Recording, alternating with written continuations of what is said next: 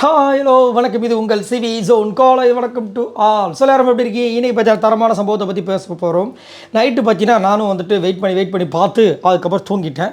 அதுக்கப்புறமா அதை வந்து பார்த்து கமுருதி வந்துட்டு சாண்ட்ரா கிட்ட பேசக்கூடிய விஷயங்கள் ஒன்று சூப்பராக வந்திருக்கு. சாண்ட்ரா திவ்யா பற்றி ஒரு செம்மையான ஒரு விஷயத்தையும் சொல்லியிருக்காங்க. அதை பற்றி பார்க்கலாம். அதுக்கு முன்னாடி பார்க்குற எல்லாரும் நம்மளோட சேனலை சப்ஸ்கிரைப் பண்ணிட்டு பாருங்கள், லைக் பண்ணுங்கள், கமெண்ட் பண்ணுங்கள், ஷேர் பண்ணுங்கள், ஹைப் பண்ணுங்கள். இப்போ வாங்க அந்த வீடியோக்குள்ளே போகலாம். ஸோ நேற்று நைட்டு பார்த்தீங்கன்னா சாண்ட்ராவும் நம்ம கமருதீன் பேசும்போது வந்துட்டு நிறைய விஷயங்கள் வந்துச்சு. அது மட்டும் இல்லாமல் தூங்கிட்டார்.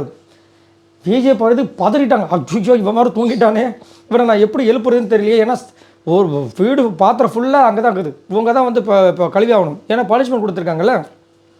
அப்போ முழிச்சிட்டு இருக்கும்போது நல்ல வேலை எந்த ஸ்டாப்பில் எந்திரிச்சு வந்ததுக்கப்புறமா பேச ஆரம்பிக்கிறாங்க. அப்போ வந்து முதல் வந்து கமருதீன் சாண்ட்ராக்கு வந்துட்டு நிறைய விஷயங்கள் சொல்கிறாரு. என்ன சொல்கிறாருன்னா, நீங்கள் திரும்ப பிரச்சனையை நினச்சிட்டு இருக்காதீங்க. அவர் வெளியே ரொம்ப சந்தோஷமாக இருப்பார்.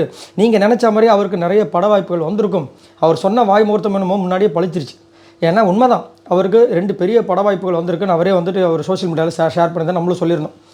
அது மட்டும் இல்லாமல் நீங்கள் ஃபினான்ஷியல் ஸ்ட்ரகிள் இருக்குன்னு சொன்னீங்களே, இப்போ நீங்கள் நினச்சி உங்களுடைய கேமை ஒழுங்காக விளையாடலைன்னா எப்படி உங்களால் அதை சமாளிக்க முடியும்? நீங்கள் ஒழுங்காக விளையாடுங்க, கண்டிப்பாக நீங்கள் வந்துட்டு நல்லா வருவீங்க. ஃபினான்ஷியலும் உங்களுக்கு வந்துட்டு பெரிய சப்போர்ட்டாக இருக்கும், கவலையே படாதீங்க அப்படிலாம் சொல்லும்போது அவங்க ஒரு விஷயத்த சொல்கிறாங்க. திவ்யாவோட கேம் அவள் உன் வாயை பிடுங்குறா, உன் வாயிலேருந்து வர வார்த்தையை பிடுங்க, ட்ரிகர் பண்ணுறா, உனக்கு புரியுதா இல்லையாடா, ஏன்டா அப்படி பண்ணுறா அப்படின்போது எனக்கு புரியுதுக்கா அந்த மாதிரி பண்ணுறா அப்படின்னு. ஏன்னா பச்சையாக தெரியுது. நேற்று திவ்யாவோட விஷயங்கள் அப்படியே ஃபுல்லாக வந்துட்டு கமருதீனை டார்கெட் பண்ணோம், கமருதீனை எக்ஸ்போஸ் பண்ண சொல்லிட்டு என்னென்னமோ ட்ரை பண்ணுறாங்க, ட்ரிகர் பண்ணிகிட்டே இருந்தாங்க. குறிப்பாக அவங்க இல்லாத நேரங்களில் அவர் பேசியிருக்காரு.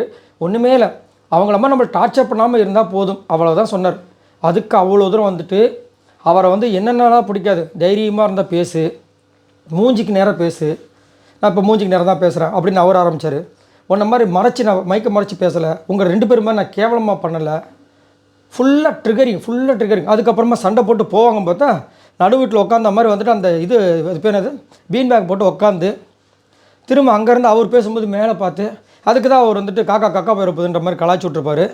அதுலேருந்து அந்த வார்த்தையை பிடிச்சிக்கிட்டு என்ன இப்போ இப்படி சொல்லிட்டாங்களேன்னா என்ன பண்ணுறது, நீங்கள் மன்னிப்பு கேட்க வைங்கன்னு சொல்லிட்டு அமித்கில் பேசி அவரோடலாம் செட் பண்ணி வர வச்சு, சரி மன்னிப்பு கேட்கலாம் வந்தவர்கிட்ட உங்கள் மன்னிப்பு யார் கேட்டது? அப்போ அமித் கேட்குறாரு, ஏங்க நீங்கள் சும்மா இருங்க. இல்லைம்மா நீங்கள் மன்னிப்பு கேட்டீங்களே, நீங்கள் சும்மா இருங்க, அவங்ககிட்ட பேசணும் அப்படின்ட்டாங்க. நீங்கள் தலை தானே, நீங்கள் கேட்டு எனக்கு அவன் மன்னிப்பு கேட்டாகணும் அப்படின்னாங்க.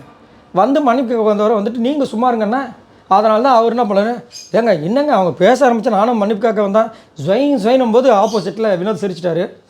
சரி நான் அழுவுறேன், நீங்கள் சரி அப்படின்னாங்க. இவருக்கு சிரிப்பு வந்து ஊர் ஓட்டார். அச்சோ தாமி முடியலடா சாமி அப்படின்ட்டு உள்ளே போய் எல்லோருமே டார்கெட் பண்ணுறாங்கன்றாங்க.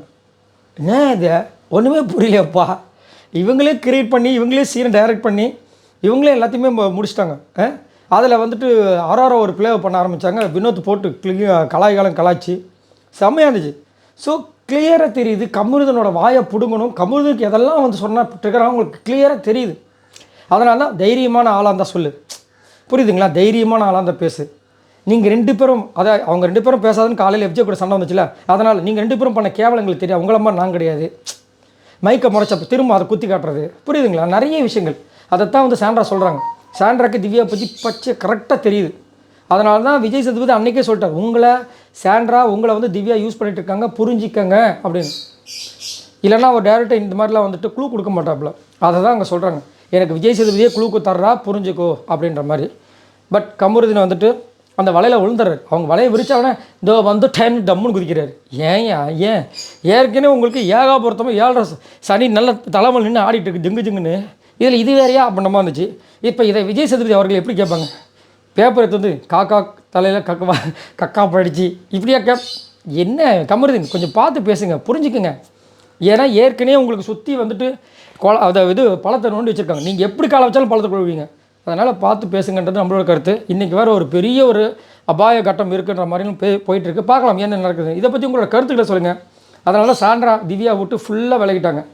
இப்போது திவ்யாவுக்கு சாண்ட்ராவோட நட்பு தேவை அப்படின்னா கண்டிப்பாக விட்டுருக்க மாட்டாங்க, வந்து பேசியிருப்பாங்க. இந்த மாதிரி ஒஸ்ட் பர்ஃபார்மன்ஸ் வந்து அவங்க வீக்காக இருக்காங்கன்னு சொல்லிட்டு அவங்களுடைய இயலாமையை, அவங்களுடைய அறியாமையை, அவங்களுடைய உண்மையிலேயே நடந்த விஷயங்கள், அந்த எமோஷனில் வந்துட்டு இங்கே சொல்லியிருக்க மாட்டாங்க. பற்றி உங்களோட கருத்தில் சொல்லுங்கள். பாய் நண்பர்களே.